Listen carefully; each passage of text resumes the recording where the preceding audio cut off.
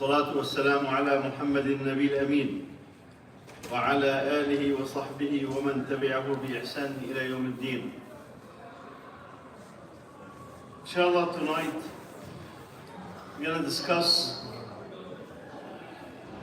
one of the most influential thinkers of the 20th and so far the 21st century. He's not a sheikh or an imam, but he had much more influence in the ummah than any of those imams or sheikhs. Basically, he had put his finger on the issues that the ummah is going through at the time, and he reached a point of starting a fresh look at Islam based on his literature studies, and take a turn to be one of the most influential thinkers of the 20th and so far the 21st century. He was born in the year 1906, and he went to a Quran school just like the bulk of the kids at the time, but eventually he made it to Cairo, the capital of Egypt, and attended Darul Ulum.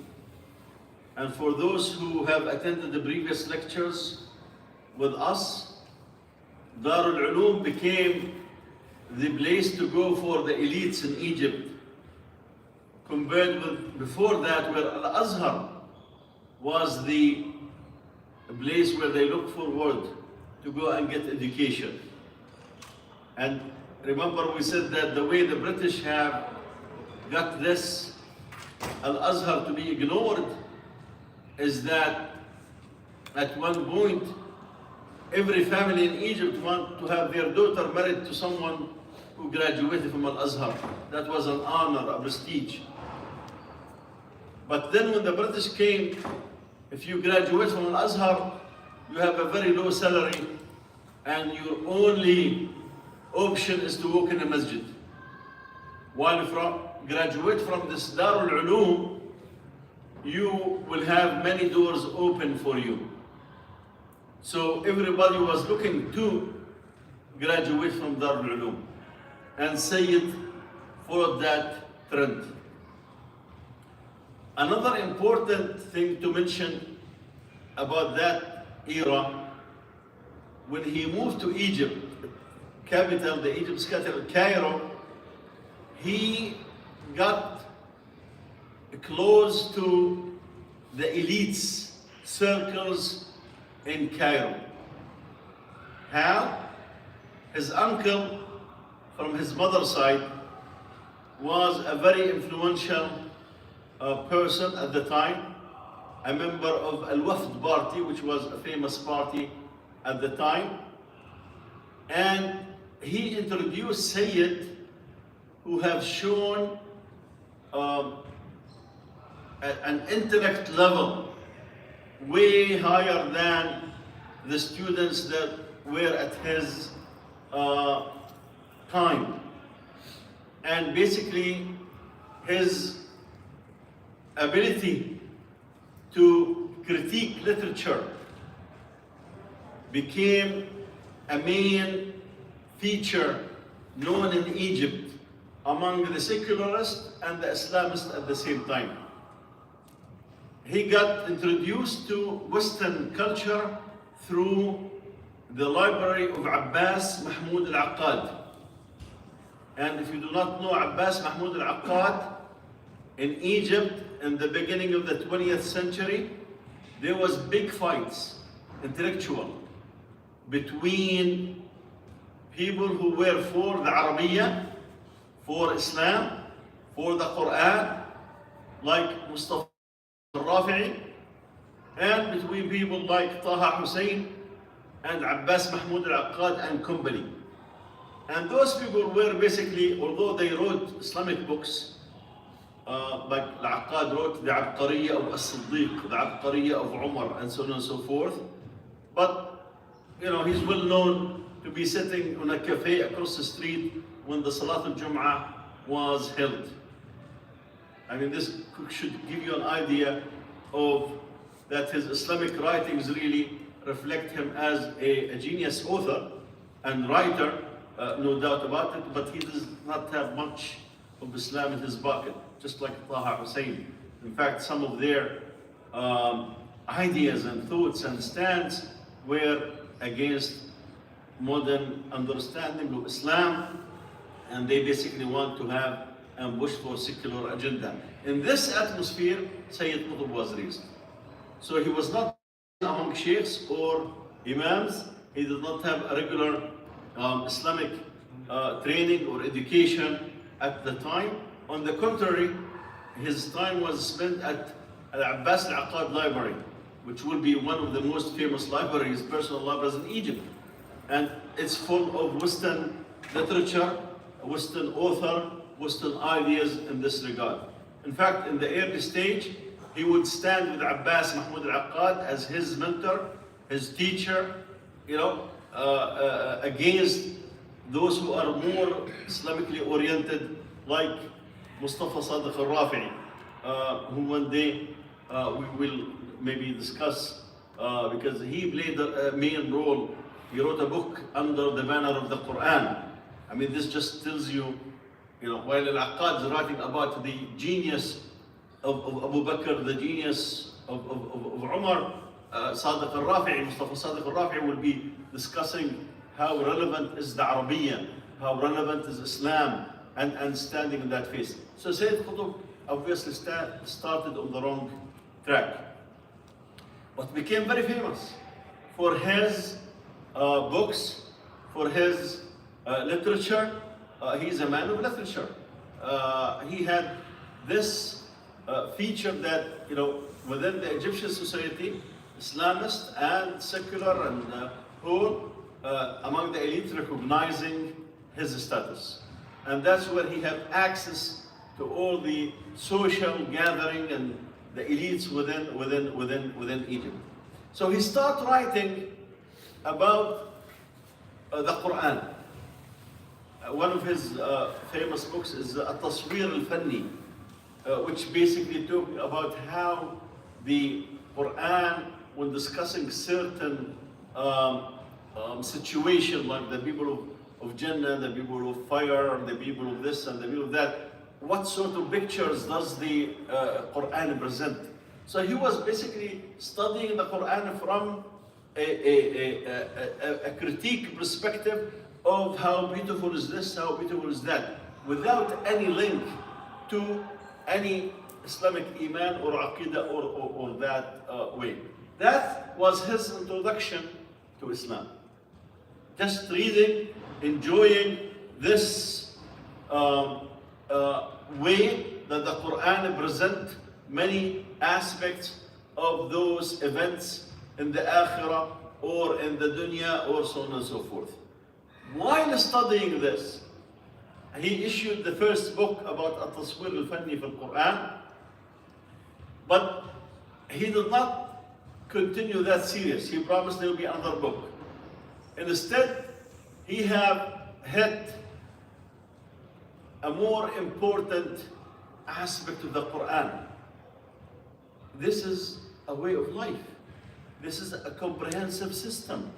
This is a system of aqidah, a system of laws, a system of addressing the thoughts and the emotion and this and that. This is all while studying it from a linguistic perspective. So he did not approach like, somebody who's a non-Muslim in this country will say, I really need to know about Islam. So they are looking for some, lines of faith to read them. That was not his approach. He was studying Quran as a book of literature, not as a wahi. Now, it's not that he was at that time, a kafir or whatever. He was a typical Muslim. Not much of Islam in his life, because he was, again, with the elites. Going through the Quran as such, and writing Al Quran as such, he started seeing subhanallah, the treasures of the Quran. And after that, he devoted his life for the remaining 25 or 30 years or so for this. And he produced marvels, treasures to the Ummah from that time on. Among his most famous work, which he wrote in prison, is In the Shade of the Quran, which is an 8-volume book that is considered just like his book Milestone for the Ummah, how to see this deen. And it is, in a sense, a roadmap for putting Islam in application, for putting Islam at the helm of the leadership of this world. Brother Hassan will touch upon some of these thoughts. I'm just mentioning the events as it related to his life. At one point he joined Al-Wafd party, and then he left it. He came to the US for 2 years, and he wrote a book called The America التي رأيت, the America that I have saw. So he was sent here by the ministry in Egypt to be introduced to the different curriculums in here. When he went back to Egypt, his Islamic direction became much more clear, and he departed totally from the old crowd. Al-Aqqad and company no longer associated with their thoughts or their ways, became a giant of thoughts by himself. And he started writing. He had plenty, hundreds of articles that he wrote in magazines. And if you read his book, the fight between Islam and capitalism, talking about, this situation would not, a revolutionary approach to this whole subject. So in this regard, Sayyid Qutb had made inroads in the Islamic thoughts based on his reading of the Quran as a piece of literature, not as a wahi. It's very important to recognize this, because it just shows you that when a person has the malaka, this ability of still command of the language, that they can see in this Quran what it is. He was jailed more than once for his association with the Brotherhood, and in 1966 he was executed. The first time that he was put in jail for a while, the president of Iraq, Abdurrahman Arif, intervened on his behalf and appealed to Jamal Abdel Nasser to release him, and he did release him. But he remained outside for a few months, and then he was arrested and executed in 1966. That's why they call him Al-Shaheed Sayyid Qutb. He had a brother who was also into the Islamic literature, Muhammad Qutb, but is not as famous as Sayyid Qutb in this regard. A main book that was part of the accusation against him when they execute him is his book Milestone, that maybe one day we will visit. I think I'll stop here and let Haji Hassan talk about the thoughts of Sayyid Qutb as a reader of Sayyid Qutb.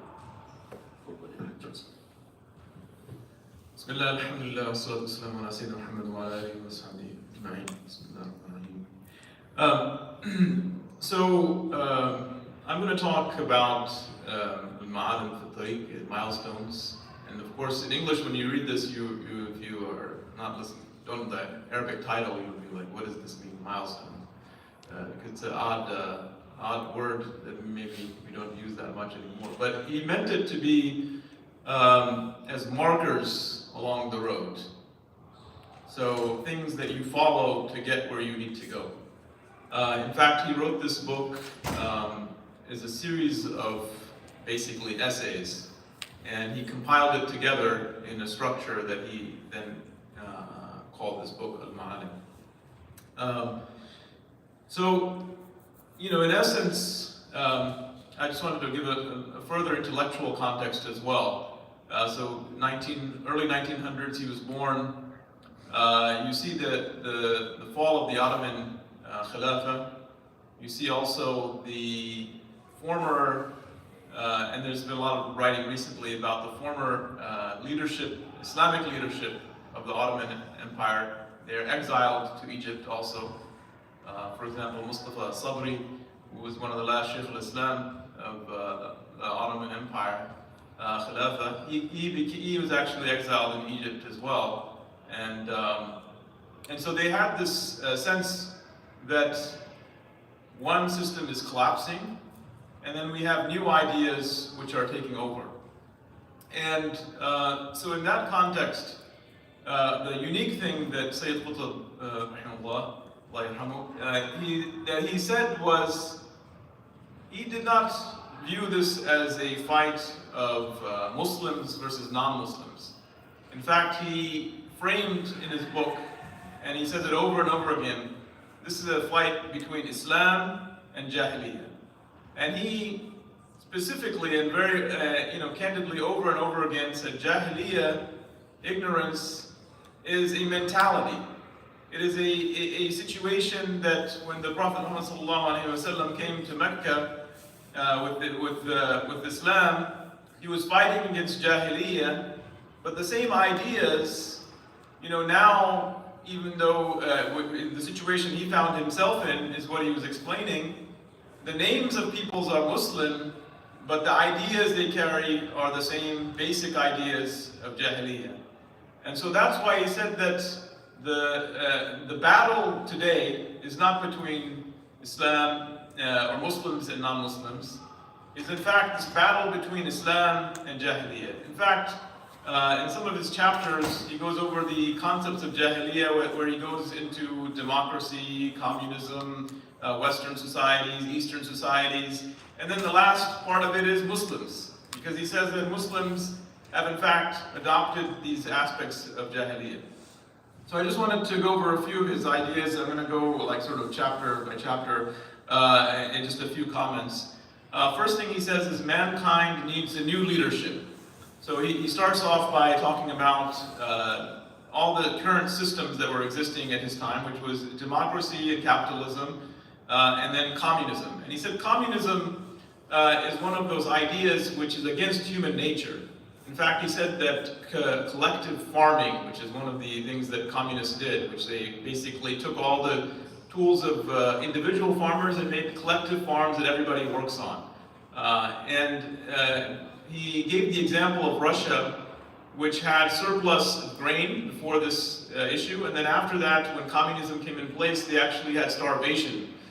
From the same land, the same fields, the same agriculture, suddenly the output goes down dramatically. And he said this is an example of how this idea is a bankrupt idea. It is an idea that doesn't fit with human nature. And then he talked about capitalism and the idea that even this system could not survive because it has to import ideas of socialism into it. Meaning that if any of you have heard about Medicare, Social Security, these kinds of concepts, these are not pure capitalist concepts. They are basically socialist concepts which they had to import in. There was a new deal because the old system did not work. And so he said that mankind needs a new leadership, and he said Islam should provide that leadership. He said Muslims, we don't have anything to offer from a material perspective. In fact, he said it will take 200 years to catch up to the West in terms of material advancement. But in terms of intellectual ideas and spiritual ideas about Islam, then we really do have a lot to offer to the world, and we should be the leaders in that regard. In fact, he said progress in that regard will be spreading the deen and the way of life of Islam, and not through material progress that people were championing. After all, this was the bargain that people were saying, that now we need to adopt all of the Western ideas, from the good, the bad, the ugly, because we want to match their material progress. And he said the contrary is true. We need to return to Islam, reject all these foreign ideas that have entered into our societies, because they will not lead us to progress, of a true progress that what we need. And so he did analysis of the Prophet ﷺ and his companions, and he talked about them radiallahu anhum, that they are the Quranic generation. They are the generation of the Quran because they were raised by the Quran.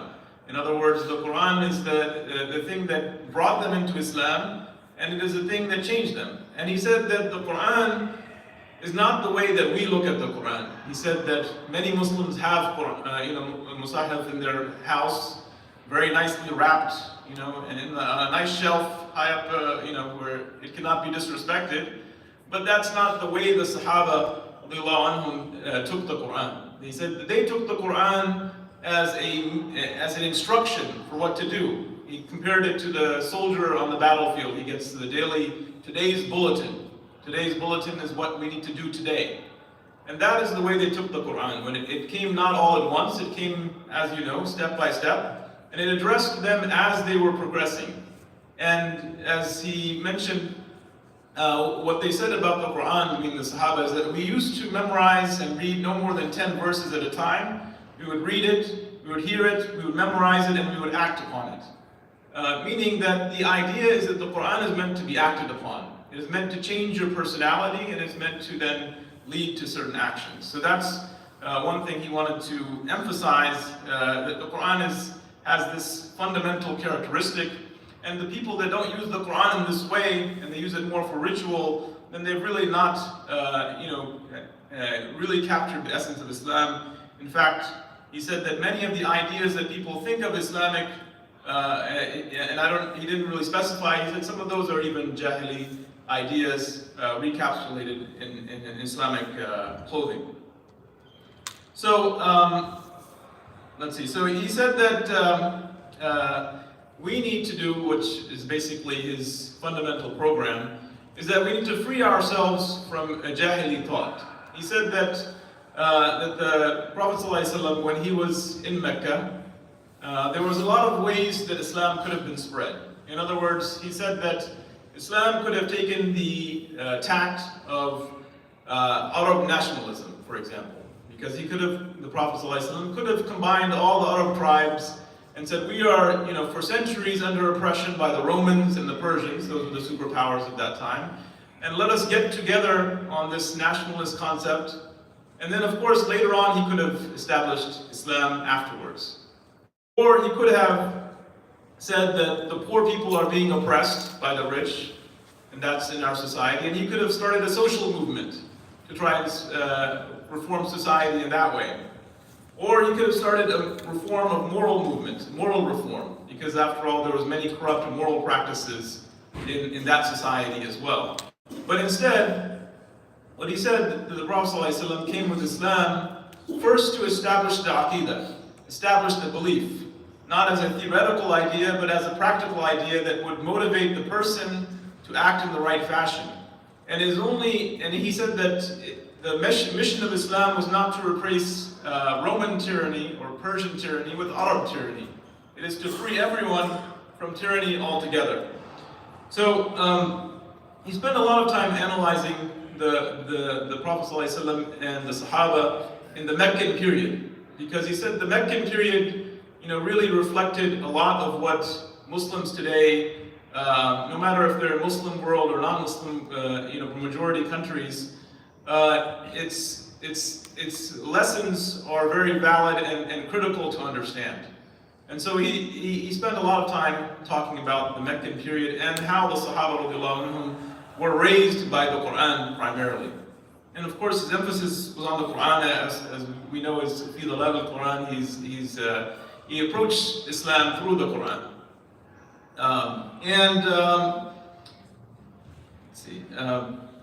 So I think the other aspect of this was that he wanted this not to be a theoretical idea of the Quran, but as a practical that you implement. You read and you work towards action. The book itself is structured in a way that talks about theory and then talks about practical matters and then talks again about how to not feel defeated because the road is long. In fact, he gives the example of Surah Al-Buruj, where that people are entered into a pit, fire, and the Quran doesn't talk about afterwards anything after that. Because you could think of that example of people of belief being thrown into a fire that there should be some punishment. But in fact, we don't hear the rest of the story about what happens to those people. And he said this is an example for us that the material world and what happens to the person who is on the path of Islam and the path of righteousness, sometimes it ends in a very, negative way if we look at just at the real world, meaning at the material world. But we know that in the akhirah, after their past, that they have an eternal reward. So we need to look in the longer sense. And he was sending that message to the people because they were being oppressed by the society. So he gave some examples of what should be done. He said that we need to form a group. We need the leadership of that group to be upon Islam. We need loyalty to the leadership. We need twin ideas of preaching. We need to preach beliefs and ideas, and then we need a separate part of the group which focuses on movement or removing material obstacles. He talked about jihad in Islam. He said that people are defensive about jihad, that they say that jihad is something that's only defensive. And he said, in fact, that Islam came with jihad to remove obstacles for deen. He said there's two differences. One is that there's, in the Quran it says, La ikraha fi din, there's no compulsion in religion, but that does not apply to what jihad is about. Jihad is not about forcing other people to believe in a certain concept, but rather it is to remove obstacles for belief. So in other words, you have governments that are non-Islamic, they will not allow the people to believe in Islam. They will not allow Islam to spread.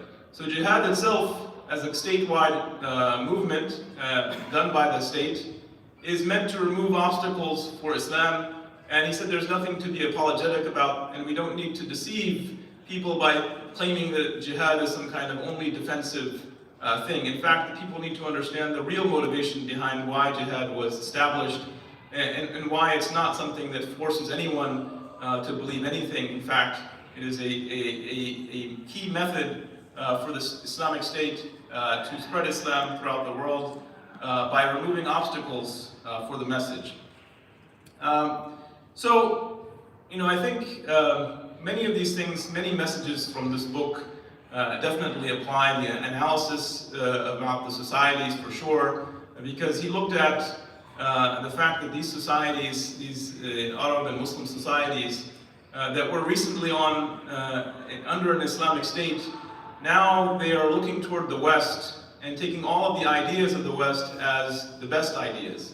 And he said that one of the unique aspects of the Sahaba is that they took only the Quran as their ideology. In fact, he gave the hadith of the Prophet ﷺ that he told Umar ibn al-Khattab that if Musa ﷺ were to come today, he would have no choice but to follow me, meaning the Prophet ﷺ.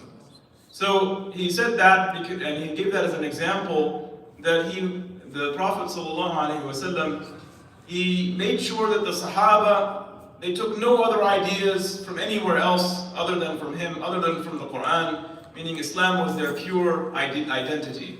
And he said that's one of his analysis and one of the criticism of modern Muslims is that they have infected their idea and their thinking with all sorts of Western concepts, and they just seek to conform Islam to within that concept that they already hold, and not going directly to the source, meaning the Quran and the Seerah of the Prophet ﷺ, and understanding what is Islam, and then trying to apply it. The opposite, they have Western ideas, and then they try to get Islam to conform to that.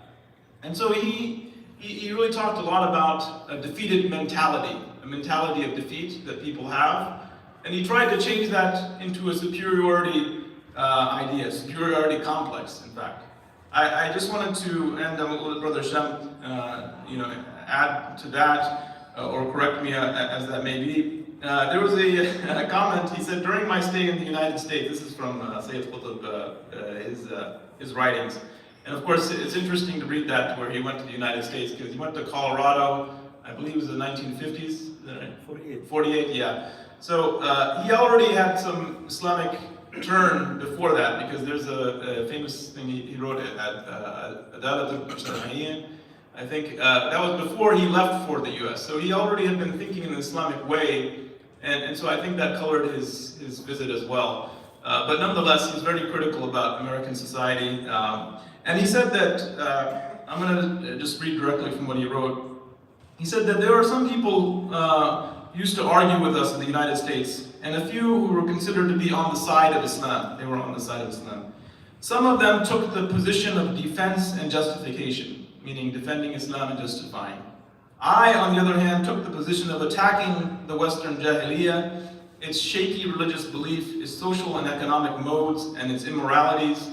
He said, this is what he would say: look at these concepts of Trinity, original sin, sacrifice, and redemption, which are agreeable neither to reason nor to conscience. Look at this capitalism with its monopolies, its usury, and whatever else is unjust in it. At this individual freedom devoid of human sympathy and responsibility for relatives, except under the force of law. At this materialistic attitude which deadens the spirit. At this behavior like animals, which you call free mixing of the sexes, at this vulgarity, which you call emancipation of women, at these unfair and cumbersome laws of marriage and divorce, which are contrary to the demands of practical life. And then look at Islam with its logic, beauty, humanity, and happiness, which reaches the horizons to which man strives but does not reach. It is a practical way of life, and its solutions are based on the foundation of the wholesome nature of man. So you can see from this, he is critical of Muslims who are too defensive. He said, we don't need to be defensive. We need to be promoting Islam, and we need to emphasize the superiority of Islam over all other doctrines, and not try to corrupt Islam by introducing outside doctrines into it. I will just end on one thing, that the criticism of some of what he wrote was that he was too much into the idea that there is only a Islamic group and a Jahili group. In fact, he called everybody who doesn't accept this true Islamic group as belonging to a Jahili idea or Jahili mentality. And in that regard, unfortunately, he didn't express some of these in more detail in this book to explain what he exactly meant by it. Because some of the things, if you look at it in a certain way, they can certainly inspire people to have this black or white thinking about Muslims, and it can lead to certain extremist ideas. So that is some of the accusations against him. But I think, sadly, if he had lived longer, we would have seen more of what he would have explained about that. Because in the other parts of the book, it's more nuanced about, what are the stages and what needs to be done and when and how we live among other Muslims. So I think this is, unfortunately, he passed away and he was killed. And this book was obviously one of the main things that was held against him in court. But frankly, it's one of the books I've read the most because it has so many ideas, and it's so inspirational because it's trying to raise you from a defeated mentality to a superiority mentality. And it says Islam is the solution for all of the world's problems. And so that is something that I think everyone can get behind. As for the details, of course, everyone can make mistakes. Jazakallah khair. If I may add, this, either you are on this Jahiliyyah side or the Islam side, in some of his writings, he makes it explicit. He's not saying that those who are Jahiliyyah are kuffar. That's very important. They are not kuffar, they are Muslims. But they have started the process of adopting ideas to mix it with Islam. And this is the bulk of the Ummah at the time, which we live this life. I mean, we see this common among Muslims.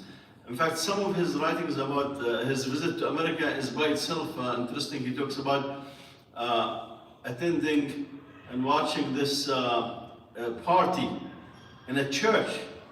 He said that the young people are leaving the church.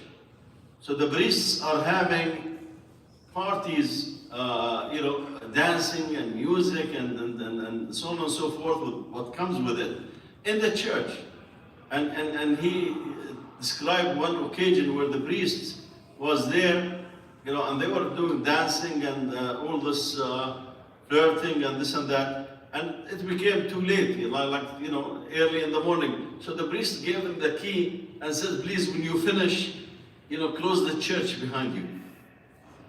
he's basically saying they were trying to appeal to the young people by doing things that no dean would accept in the church in this regard. He even go to the taste. He said, I once told a family that some people eat watermelon with black pepper. So they put the black pepper on the watermelon and they said, wow, delicious. It was just basically showing the superficial aspect of the American culture, the American society, but he emphasized that they are so advanced in materialistic aspect that we are not being asked as an ummah to match. We need to provide Islam as a way of life in this regard. Hassan mentioned an important aspect some of you are not aware. Many of you see good, quote-unquote, social programs in the US. If you become above age 62, you can get Social Security. They have a Medicare for the elders. They have Medicaid. They have welfare to help the poor. None of this is an integral part of the capitalist system. All these things were introduced when communism started spreading all over the world, to the fact that even within the American society, there were activists, communists. In fact, the father of the nuclear bomb, Oppenheimer, he was accused of being a communist sympathizer. Imagine this guy who had the secrets of the bomb in his head, they took his clearance. Last week, they regretted, this was like 70 or 80 years, they said they're gonna re-honor him and give him the clearance. This is 40 years after his death. It just would show that many of these programs were not an integral part of capitalism. Because capitalism, you can see it in one word. You have money, you live. You don't have money, go and die. That's the basic concept of capitalism. I give you freedom. You study, you do this on your own, you choose whatever job you like. If you make it, good for you. If you don't make it, just like Republicans now, if you have money, you can go and get treatment in the hospital. If you don't have money, just wait for your ajr. Let me close with this. I gave a 6-week lecture on Sayyid Qutb and his books in this masjid in the old days. And one of the brothers attended the first session, second session. Then he came to me during the week. He said, Brother Hisham, I have correspondence with this brother who's studying to be an imam in Yemen. Now his teacher, this Yemeni sheikh, is a mukhabarat, Saudi mukhabarat paid, so-called Salafi Saudis. So this guy, who's from the US, studying in Yemen, talked about Sayyid Qutb. The sheikh said, we burn his books. So basically they gather his books in the public place in Yemen and they burn them. So the brother was telling him, how could you guys attend this session with Sayyid Qutb when the scholars are burning his book? So I told the brother, fair enough. Let me make a deal with you. I'll give you Milestone English and you read it. Whatever you do not like, just put a line under it and we'll talk about it. SubhanAllah, he took the book. A week passed by, 2 weeks, 3 weeks. I saw him, I said, what's up, brother? He said, my mind is upside down. I never saw Islam like this. I said, how many lines do you have under? He said, not a single line. I said, this is for me this is a new Islam. And this would make much more sense than what I was taught. So Milestone is a great book. It has left a big impact on millions upon millions of young Muslims around the world. And the governments and the Saudi sheikhs, and the Egyptian sheikhs to that effect, same, but Egypt does not have much money. The Saudis keep showing money on the sheikhs. Everyone wants you to do something. Don't read the books of Sayyid. That's a line that they have been pushing for more than 50 years. Why?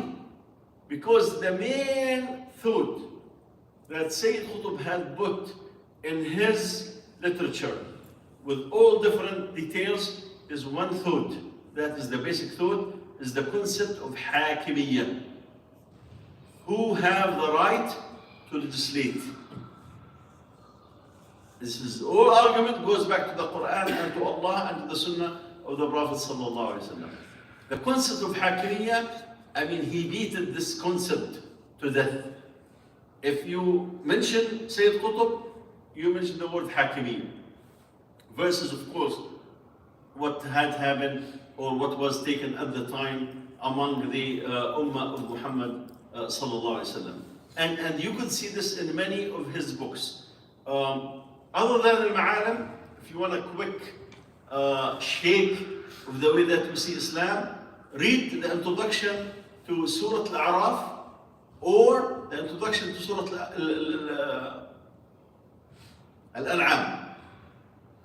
If you have good Arabiya, read the introduction to Surah Al-An'am. Don't go to the detail of the surah, just the introduction.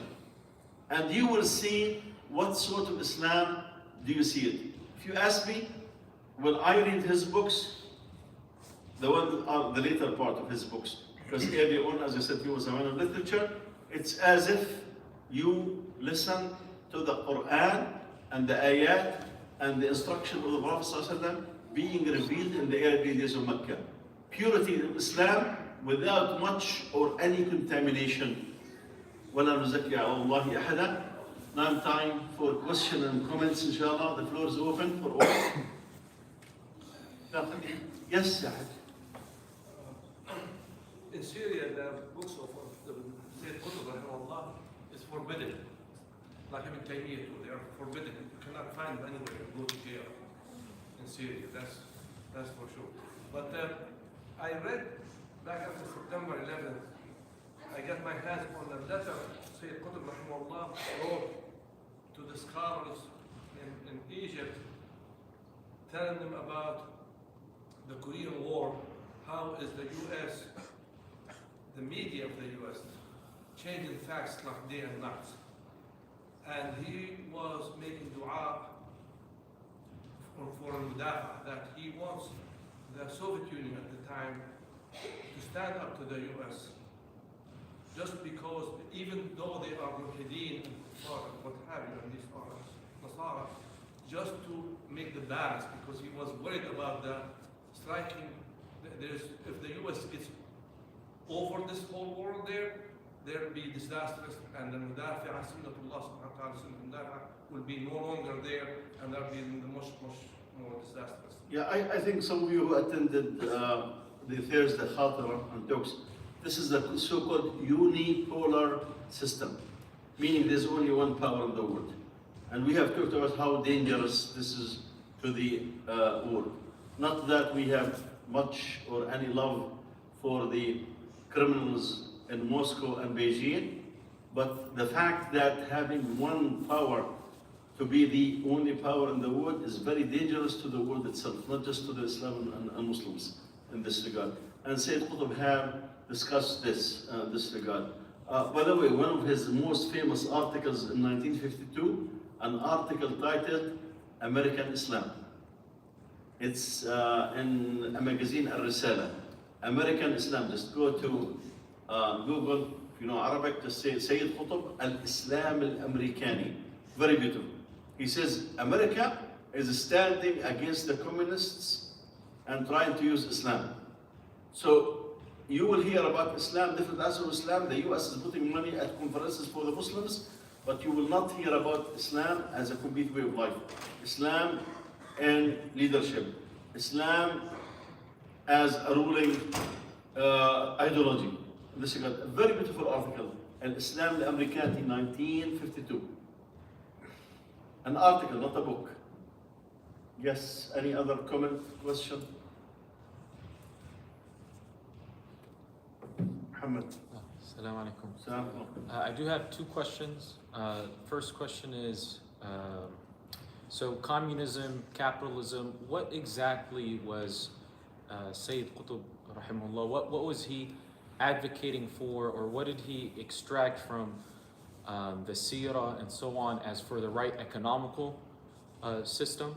So that's the first part. And the second part is, as you mentioned, he's advocating for, he's mentioning that there is the let's say the right and the wrong, the black and the white, and let's say the wrong isn't just non-Muslims, but also Muslims that have been tinted by influences and so on.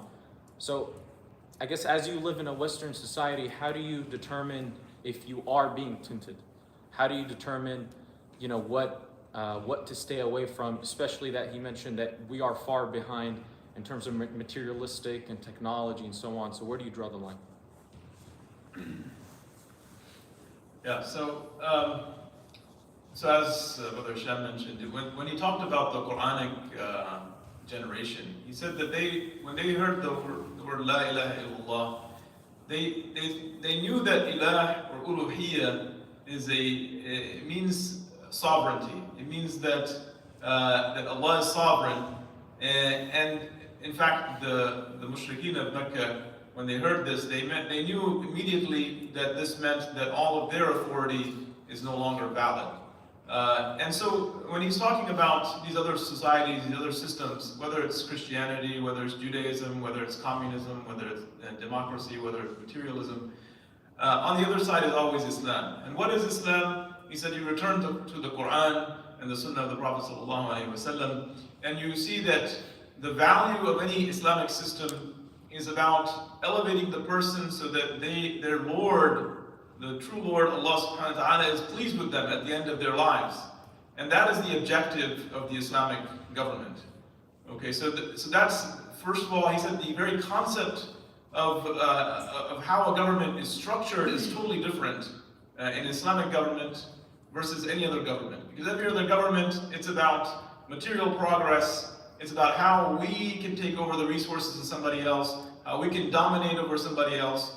And he said that's what he talked about jihad. He said jihad is a totally different concept. It's not about dominating over anyone else. It's about freeing restrictions on other people to accept Islam. And if they accept it, they fine. If they reject it, then they pay jizya.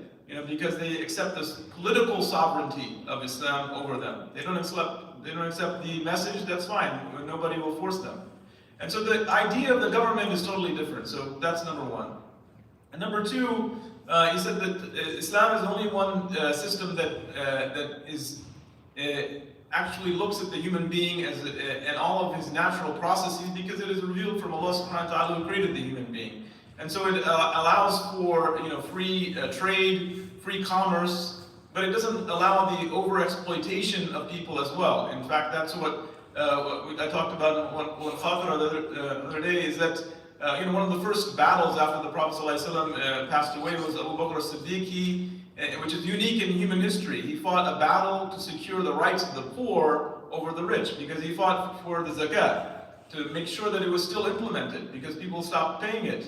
And so that's the idea of what an Islamic government is. It protects the rights of those things, not because they have inherent rights, but because Islam and the Quran was revealed, and Allah subhanahu wa ta'ala revealed this system, and we need to implement it. And we know that Allah subhanahu wa ta'ala wants the best for human beings in this life and in the next. So Islam by definition is good. You don't need to look for another definition of goodness. And so he said that we don't need any of these other ideas. These other ideas have come up. Why? Because their societies were corrupt. They had very oppressive Western societies, and they had to come up with new systems.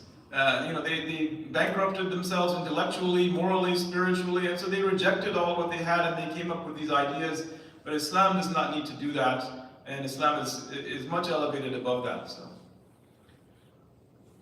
So basically, he was Muslim Islam as aqidah versus two dominating aqidas at the time, capitalism and communism.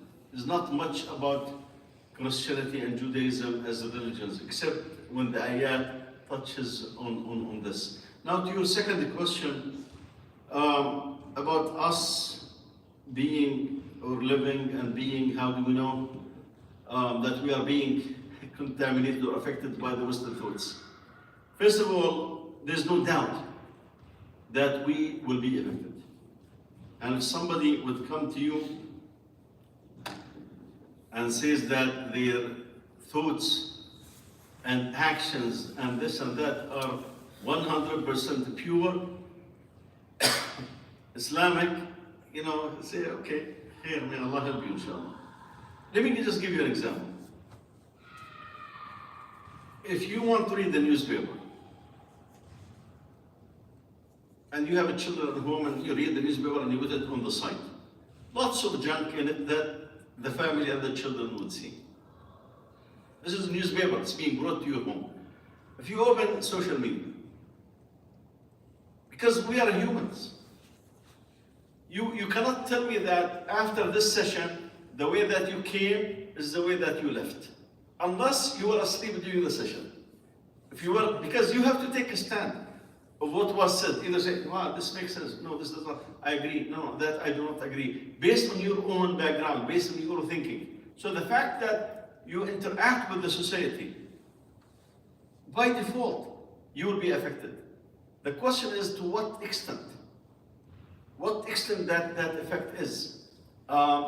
Children go to school here, 8 hours, and they come, look at the civics, which is geared toward this good American citizen. Basically, no relationship to Allah at all in this regard. Someone will come from back home, even if he has so much Islam in them, give them some time, and you would see this effect in there. Because for you not to be affected in this, it just means that you have no feeling, have no thoughts, you have no emotions, you have no nothing. So the society by itself, and this is exactly, by the way, or the opposite picture of when Islam spread. Because as Hassan mentioned, Islam did not force people to become Muslims. For example, in Palestine, there was 1 or 2 generations where the ruling was Islamic ruling, but the bulk of the people were non-Muslims. It's their children that were affected by this. Take this small concept. Take this small concept. You saw during this Qatar thing, you saw that how many those brothers from Morocco bringing their mothers and proud of being with their mothers. How did the West look at it? A source of joke and fun. What? You're making your mother crazy? And in fact, when they want to make fun of one of the players, they said, oh, you and your great girlfriend look like the Moroccans and their mothers. Another guy put a picture of a monkey and the children of the monkey and said, this is how the Moroccans and their mothers look like. This is whole different concepts of life. Even the way that we look at the mothers, forget about the ideology and the main concept of aqidah and this and this and this and this and that. Talk to a typical Muslim child in school about the Qawm Lut. He will say, we have to, this, Why? Because it's being bombarded day and night at different aspects in this regard. Social media have really become a main focus outside of school of affecting the thoughts in this regard. Now, how to cleanse ourselves? I would say, brother, read in the shade of the Quran and al-Ma'alim. I don't think, why I do not say the Quran? Because someone say, why don't I read the Quran? Because unfortunately our Arabiya is not good enough to take the concepts of the Quran directly from the Quran. We need a vehicle, we need somebody to explain it. We need somebody like Ibn al-Qayyim to give us the thoughts. We need somebody like Sayyid Qutb or Abu al-Ala al-Mawdudi, Abu al-Hasan Nadawi from the modern people to give us this picture. So I would say that continuous reading in the literature of the writing of Abu al-Ala al-Mawdudi and Sayyid Qutb and the like is really what points to you, oh, no, I do have this contamination. I do have this contamination. But to expect that you interact with the society here, you do not isolate yourself totally and say that I do not want to affect by the American society, I would say it's next to impossible. Make sense? Hassan, does that make sense? No, I'm just saying, we see the pictures of Saudi Arabia. People next to the Haram are affected by Western society. How much likely are we not to be affected by those ideas? So. Yeah. The old days, maybe this was more than 35 years ago. When I went to Hajj, a bank with riba was at the edge of the Haram in Mecca. And we talk about affected by the West. And what's the change? They do not call it riba. they call it فائدة. فائدة, benefit. So that, it's okay, take the فائدة. It's okay, because the riba is, is heavy on the, so the effect is in every fabric of our cultures, as Hassan mentioned. I was addressing your thought about being here, but even in our countries, I mean, just look at the governments who are trying to push, the drug pushers in this country. Our government are kufr pushers. Any last question or comment before we close? Brother Qamar. I'm not very confused. What is the main reason that He was accused of being part of a group that want to overthrow the government and establish an Islamic system. And they used his book, Al-Ma'alim, against him for that. Because Al-Ma'alim obviously is pushing forward that those governments in the Muslim world have to go. And there has to be a system based on the Quran and the Sunnah. So Al-Ma'alim, the milestone, the book that Hassan just discussed aspect of it, was one of the main accusations against him. It's still available in Arabic and English and Urdu and Bengali and whatever. You can read it and see to yourself if that's the case. We said the last one, but we'll give you the last one, inshallah. Yeah, I've heard someone's speech back in Indonesia who's talking about one of the hadiths that says Islam ya'lu wa la yu'la alayh. And then he was saying something about what is happening in the Muslim world that is continuously happening. And then one of the things that I highlighted from what he said was that it never ends, because if it ends, for example, like some of the problems in the Middle East, if it ends, the consequence is that even those Muslims, a lot of groups of Muslims are going to feel that the cause of that of that solution is actually themselves instead of Allah subhanahu wa ta'ala. And then and then he connected it to basically the implementation of Tawheed and Aqidah. And so the conclusion that I took from that was the thing that is missing in the Muslim world, in our education right now in general, is that the way we this is based on that, the way we educate our kids basically do not translate into, not make them different from kafirin. For example, when Muslims see the world, they're supposed to say subhanallah and be amazed every day. But like we idolize people, we idolize artists the same way as kafirin. So what you thought? Yeah, well, definitely, I think Sayyid touches upon some of these ideas. The idea that victory is from Allah subhanahu wa ta'ala. What you are being asked is to do the effort. The result is up to Allah subhanahu wa ta'ala. So if those, what you mentioned, those groups will think we are the cause, we're gonna bring the change, it's because of our efforts and we have the intellect, we have the means, we have the thinking, we have this and this and that. Of course, that's a disaster. Because by default, if you are for Islam, you know that everything is in the hands of Allah subhanahu wa ta'ala. Because Allah says, فَإِمَّا نُرِيَنَّكَ بَعْضَ الَّذِينَ عِدُهُمْ أَوْ نَتَوَفَّيَنَّكَ فَإِنَّمَا عَلَيْكَ الْبَلَاغُ وَعَلَيْنَا الْحِسَابُ. Allah said in the Quran to the Prophet sallallahu alaihi wasallam, we might show you what we promised them, the kuffar. Or you might die before that. For you is to give the message, and for us is to hold people accountable. So definitely that's a very, in this community, you come and say, because we have this person and this person, alhamdulillah, we have all this masjid and schools and this and that. No, it's the tawfiq of Allah subhanahu wa ta'ala. It's the blessings of Allah subhanahu wa ta'ala. You did the effort, because there are people around the country who did and spent so much time and effort and fights, and they did not get anywhere.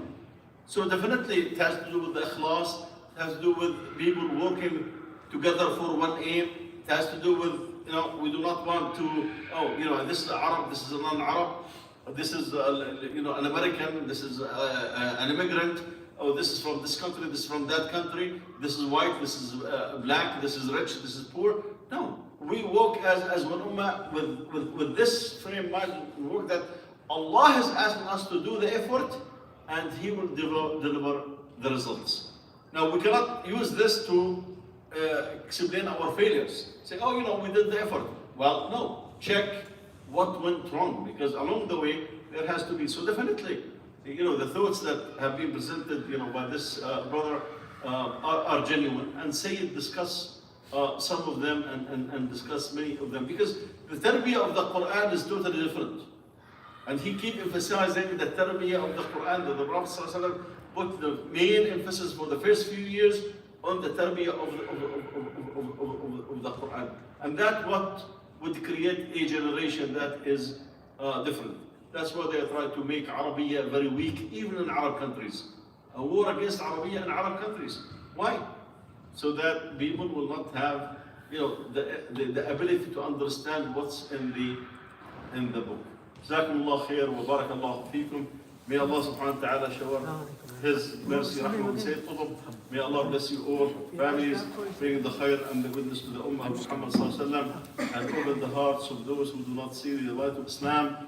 Allahumma ameen. Jazakumullah khair wa barakallahu feekum. I think this is one of the biggest books that you can sign. Allah, he just died a few months ago.